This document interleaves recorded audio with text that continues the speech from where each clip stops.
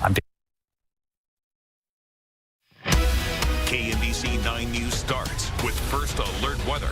Severe storms are hitting the metro right now. We have team coverage to keep you safe. Good evening. I'm Lara Moritz. And I'm Kris Ketz. Let's get right to First Alert meteorologist Neville Miller in for Brian. And Kris and Lara, thankfully the worst of these storms has now made its way through the metro, but look at the power outage numbers here. We have a lot of red on the map here. So Johnson County on the Kansas side, Jackson County on the Missouri side, seeing more of those widespread outages. 62,000 in Johnson County, 52,000 in Jackson, even Wyandotte, 28,000. So the most of the outages were really along and south of I-70, lower numbers farther to the north where the wind wasn't as strong. Now, again, the severe weather risk for the metro, it's over, but we still have some rain, still some rumbles of thunder out there from DeSoto, Gardner, Olathe, Overland Park, right through downtown Kansas City, Liberty and Blue Springs, Lee Summit, moderate to heavy rain coming down. Farther towards the east, we've got the stronger part of that line of thunderstorms now over Warsaw, a little bit farther north to Sedalia, but not nearly as strong as it was just about 15 or 30 minutes ago. So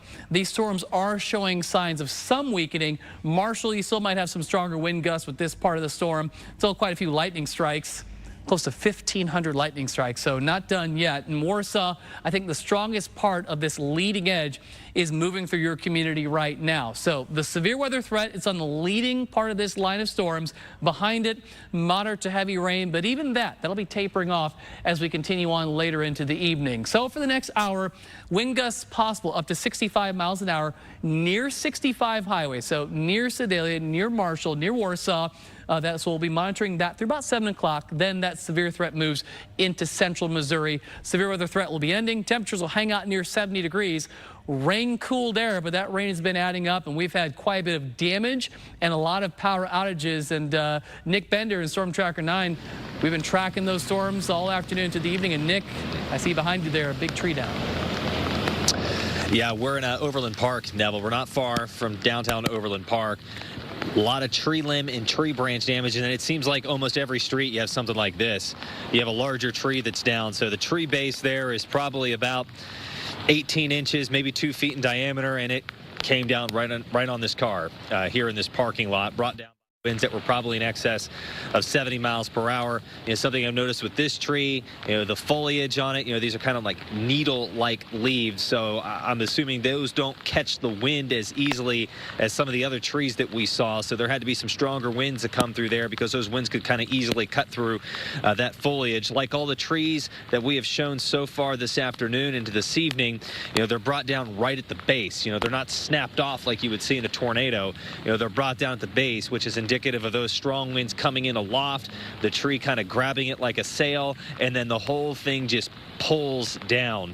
The tree that we're on in the 5 o'clock show, that was twice the size of this one. It came down over the street, didn't hit any homes, didn't hit any vehicles. This one, unfortunately, down on a vehicle, and just a couple of streets down here in Overland Park, there's another tree a similar size that's down over a vehicle. Needless to say, we'll say it anyways, power outages prolific, and we've also noticed some data interruptions on our cell phones and our Wi-Fi signals, so that could be because of the storm just kind of overloading those cell phone towers and just having all those other additional power outages, Neville. Just another thing that we're going to have to weather over the next couple of days.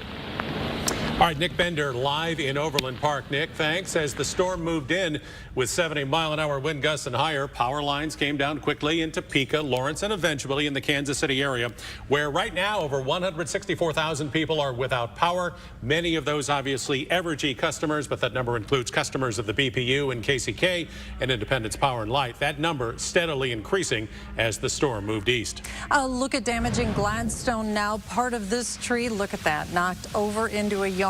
We are tracking reports of damage on both sides of the state line. And we continue our First Alert weather team coverage with KMBC9's Matt Flener. And Matt, you're near the Waldo area, and you have seen lots of lightning just in the last hour.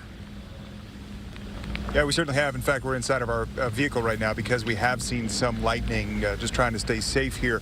But yes, look at this car and the tree that is on top of this car. I have to imagine there will be hundreds, if not thousands, of insurance claims because of scenes like this all across the metro that we have seen. We've been driving around in the Waldo area. We've seen 3 trees down. This one is covering the road right here near 74th and Tracy. Again, it's on this car. This is near the old Marlboro School, if you're familiar with this area. We also talked to another woman in this area. She was actually inside of her car. She was scrolling TikTok, and a tree came right down on top of her. She had to call 911, and she was able to get out safely. You see this woman coming out here to take a look at some of the damage, take some pictures, and again, make that assessment of what is to be a large cleanup here at this scene, and again, at several scenes across the metro area. We're going to continue to look around this area, see what other damage we find, and there certainly is a lot here near 74th and Tracy. Live in Kansas City, Missouri, Matt Flener, KMBC-9 News. It's all over town, that's for sure. And as the storm roared into the city, heavy rain caused high water in many places throughout Kansas City. And from the last hour, this is video showing northbound I-35 at West Penway approaching the southwest corner of the downtown loop. As you can see, inbound traffic slowing to pass through high water. That backup reached all the way to Cambridge Circle and beyond on I-35. The water has receded there, and it's back to normal now. We continue our team coverage. KMBC-9's Andy Alcock now in the city's Brookside area where there's a lot of tree damage. Andy? Boy, no question about it, Chris, and you can see it firsthand. Take a look behind me. There is this giant limb, and it landed right on top of this SUV here. We're told by the owner it's just a 2022, only 24,000 miles on it, just had its tires rotated, and there's actually a hole in the sunroof, so there's water leaking in. You can see where the windows are fogged. Take a look, and you can see where it broke off here up top. Very fresh, happened about 4:21, we're told by local residents here. And not only did the tree fall on top of this SUV, you can also take a look and see where it knocked out a light on top of the light pole up here. So a lot of damage, and we're told the owner has already been on the phone with his insurance company, but this vehicle is not going anywhere soon until this tree limb is moved. And we've seen a lot of tree limbs down in this area, some flooding, all kinds of stuff. It's quite a mess out here. Reporting live in the Brookside area, Andy Alcock, KMBC-9 News. Andy, thanks. Let's bring you more live pictures now. This is Gregory and Ward Parkway. Once again, tree damage all over the Kansas City area at this hour. This particular place included part of a tree landing on what looks to be a Ford pickup. You know, through it all, there's an awful lot of damage that we continue to track here on our newscast at 6, but we haven't heard of any injuries, and obviously that is the good news through it all. But as our reporters have mentioned, an awful lot of tree damage and a lot of calls right now going to insurance adjusters from all over town. And these are live pictures of people just beginning that cleanup, and we appreciate the fact that you've been sending us the pictures of the damage. This is from 95th and Linden, and of course yet another tree that crushed the top of a truck this time. The storm damage in Mission spared no one. Look at this house, that tree. Boy, it just split from the actual trunk and collapsed on the home. And you can see part of it right there, and another part's on the roof. And then in Kansas City, Kansas, a Wyandotte County government worker sent us this and said a power pole snapped at the base and is leaning over, and a tree branch landed on top of the power line. And you can see just how close it landed in this truck. KMBC-9's Peyton Headlee is live in Shawnee. And Peyton, you've seen power lines and down tree limbs all over the area. Right, well, we started our afternoon in KCK. There we saw trees on houses, trees on power lines. We're just off of Shawnee Mission Parkway now near Flume Road, and the neighborhood's over here, and you can see more downed trees. This is a very familiar sight for the area. These were actually blocking the road for a while. When Evergy crews came through, they said they had to restore power to the neighborhood, and they brought out some chainsaws and they cut it up so that they could get past and power restored to some homeowners around here. And if you look, it wasn't just branches, it was the entire tree that came out of the ground. You could kind of see the roots lifted, and then just across the driveway of the same house, another big tree branch over completely down that is split from the tree. We've seen a lot of neighbors coming out here. We've seen them on clearing branches from their roofs. They're picking up the branches from their lawn. Really a lot of cleanup work underway. We also talked to another neighbor, saw their backyard, their patio furniture rather, had branches all over it. Their planters were knocked over. So a lot of cleanup going on here in Shawnee right now. Live in Shawnee, Peyton Headlee, KMBC-9 News. Peyton, thank you. Several Friday night plans have been called off because of the weather. Crown Center canceled their first weekender of the season. season. It was scheduled to start at 6 tonight with the movie at 9. They plan to add the Addams Family to next year's lineup. And an update from Starlight Theater. Gates won't open until 7:30 tonight for Tears for Fears. Anyone arriving early should just stay in their car. Starlight says its next update will be about 6:30. That's about 22 minutes from now. No matter where you are, make sure you have our KMBC 9 News app. You'll have access to our live newscast right on your phone. Just search KMBC for the free download. A local man says he's lucky to be alive after a semi going the wrong way hit him. It happened on I-70 in the middle of downtown. KMBC 9's Andy Alcock spoke to the man in his hospital room for this exclusive story. According to the police report on the incident, it all started here when 30-year-old Antonio Sanchez Vega drove onto this exit ramp behind me at 13th and Charlotte. As you can see, there's a large red sign which says, "Do not enter." Drive a little bit further down that exit ramp, and there are 2 more red signs which say "Wrong way." But KCPD has video showing Sanchez Vega kept going until he saw a semi-truck driving right towards him. When Sanchez Vega swerved to miss the truck, he struck Dwayne Baker head-on. Here's pictures of what's left of Baker's vehicle. I don't know why I'm alive, but I am, and I'm thankful. You don't expect to get that phone call at almost midnight hearing that your husband's been in an accident.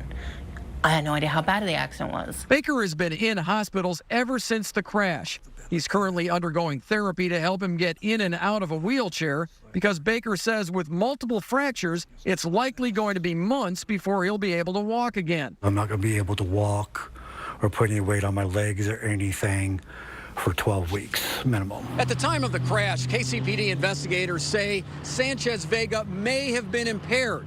The police report also states he does not have a driver's license. Andy Alcock, KMBC 9 News. Now, a KCPD spokesman said cases like this typically take 8 to 12 weeks to complete, and as a result, Sanchez Vega has not been charged in this case. Kansas City, Missouri police are searching for a shooter after a man was found dead this morning. Officers found him in the backyard of a home near East 81st Terrace, not far from Troost. No suspect details so far. And tonight we're learning more about a deadly plane crash at the Lake of the Ozarks that killed 2 people and seriously hurt another. The victims are from our area. 22-year-old Hayden Richard of Carrollton and 19-year-old Evan Vandiver of Richmond were killed. Evan's father, Gary, also of Richmond, is recovering in a hospital. KMBC 9's Jackson Kurtz is getting answers on 2 of the victims. Well, the Vandiver family was very well known here in Richmond. Lots of people grieving tonight. Missouri State Highway Patrol says the plane downed sometime around noon Thursday, just after takeoff from Lee C. Fine Airport. Many people knew the victims since the Vandivers were pillars in the community with their nationally recognized cattle business and leadership. For the Richmond community, it's a tough loss for everyone. You know, we need to pray for Gary. Gary's is struggling. You know, he's hurt.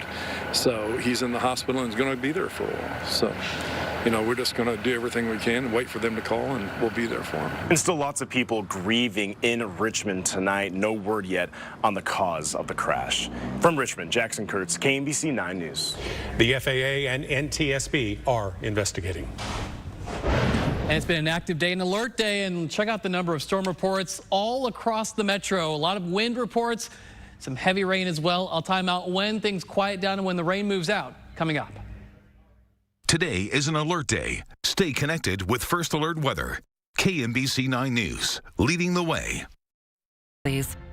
When storms strike, New severe thunderstorm warning for Johnson County. your first view of what to expect is right here. We're tracking along the front of the storm. KMBC 9 First Alert Weather. Live views of the storm from Kansas City's only news helicopter. There's Johnny's view. Live views from Storm Tracker 9. We're looking at the front edge of that storm. Storm tracks to keep you and your family safe. This is K10 just west of Lawrence. The storm is showing some signs of strengthening. Your first view of what to expect. KMBC 9 First Alert Weather. The Douglas County Emergency Management shared this video showing the storms rolling into the metro. This is looking southeast over Lawrence High School just before 3 this afternoon. Neville? All right, Lara, and certainly just one of many videos, one of many pictures. A lot of wind reports today as well. And Nick, I can see behind you there out live, we've got a big tree down. We've had a lot of trees downed in the area. Unfortunately, this is a scene that we're seeing all across the southern half of the metro. Extensive tree branch, tree limb, and occasionally tree damage. In a lot of instances, these trees are dropped over from the base as the upper part of the tree and the limbs caught the winds, which were 70, 80, measured near 90 miles an hour.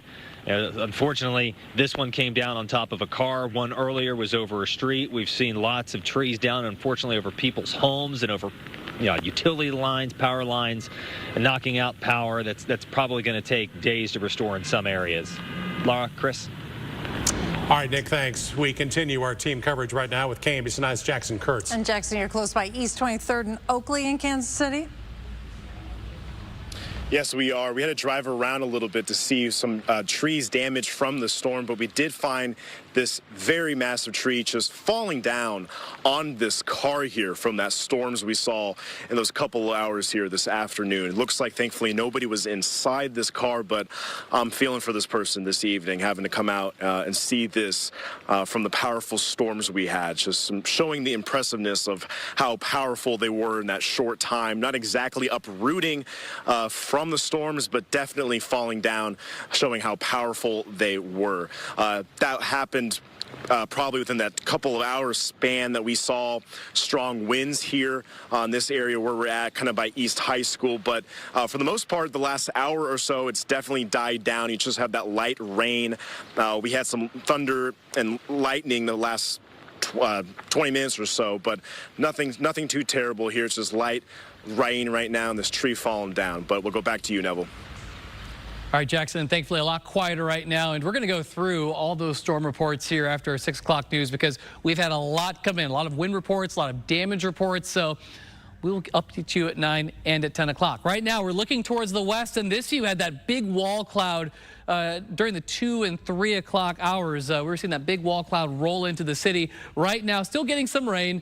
We have rain cooled air. It is 70 degrees, so it is cooled off at least. And again, the severe weather threat for the metro area, that's done. You don't need to worry about that. Kansas side, you don't need to worry about severe weather either, but still some rain out there from Lawrence to Baldwin City, Gardner, Olathe, Lee Summit, Blue Springs, and occasional rumbles of thunder, but that's not severe. The severe part of the storm is in our far southeastern community. So we're looking over Benton County near Warsaw, and really the worst part of the storm is just to your east. So this is moving east of 65 Highway, if you know where that is. Again, near Warsaw, but heading more so into central Missouri. Farther north, Sedalia. This storm is weakened considerably in your area, but still rumbles of thunder also near Marshall. You might get some of those wind gusts up near 40 to 45, but it's not as strong as it was earlier in the afternoon about an hour or so ago. Again, mainly, we're just talking about rain. Some rumbles of thunder, but that severe weather threat, that's ending. I am watching the southern edge of this line as you go south of Lacine. So areas that have not seen thunderstorms yet, we're going to watch south of Lacine, south of Butler down 49.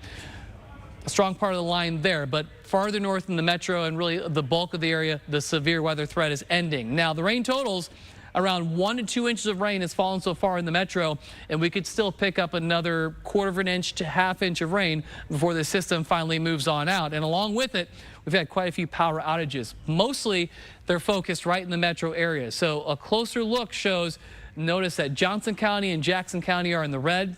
64,000 outages for Johnson County, 52,000 outages for Jackson County, and even for Wyandotte, 26,000 outages, but much lower as you get north of I-70 where the wind was not as strong. Johnson, Jackson, Wyandotte County, I've seen those wind reports, 65, 75, even an 89-mile-an-hour wind gust report, and that's why we were on from basically 2:30 to about 6 o'clock in the evening because of just the powerful winds that were with those storms. So next few hours monitoring that severe weather threat, a few lingering showers at 10, quieter weather as we head towards midnight. I think for tomorrow we'll get sunshine.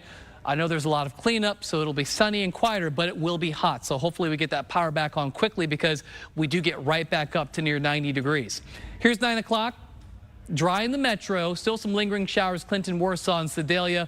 Overnight heading into our Saturday morning. We're going to move those clouds out of here. We get the sunshine back, so tomorrow's weather will be quiet. In the morning, we'll start things out mid to upper 60s, so a nice start to our day if you need to do some cleanup. I think tomorrow will be the time for it because as we head into the afternoon, we're right back up in those upper 80s near 90 degrees. Plenty of sunshine, so it will be a hot day. Again, we're hoping that we don't have much time without power because it'll be hot. 88 tomorrow.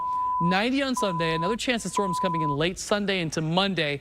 87 your high on Monday, 90 on Tuesday, another storm chance there. And then middle 90s Wednesday, hanging out near 90 degrees heading into the following weekend.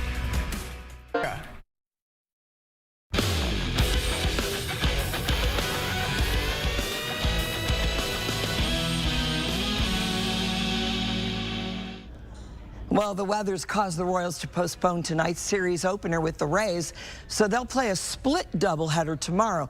That means Game 1 will be played at 1:10, the second game played at its original time, 6:10, and of course that means both games will be 9-inning regulation games. The Royals will introduce their #1 draft pick tomorrow morning, but at the same time, a former Lee Summit North pitcher will sign with the White Sox this weekend. Carlton Perkins is packing his bags for a flight tomorrow morning. He'll join the Chicago White Sox, the team that drafted him in the 15th round of the Major League Baseball draft this week. Chicago White Sox select Carlton Perkins.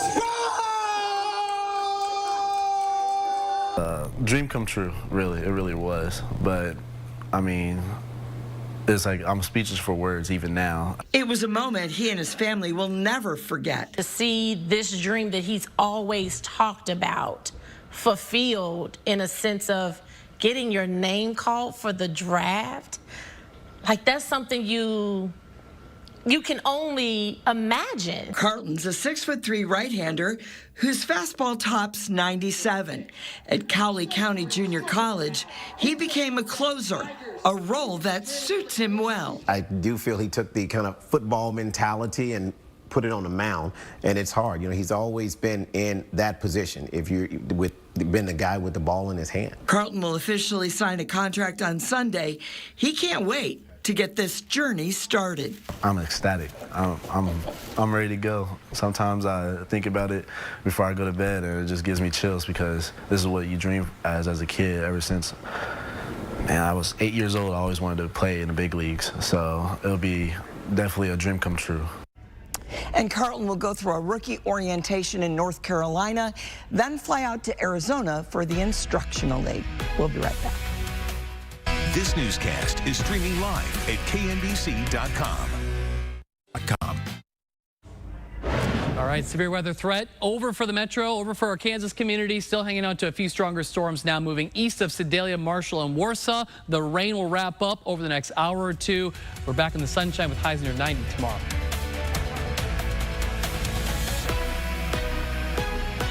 Stream local news and weather information on your schedule. Download the Very Local app, free on your Roku or Amazon Fire TV.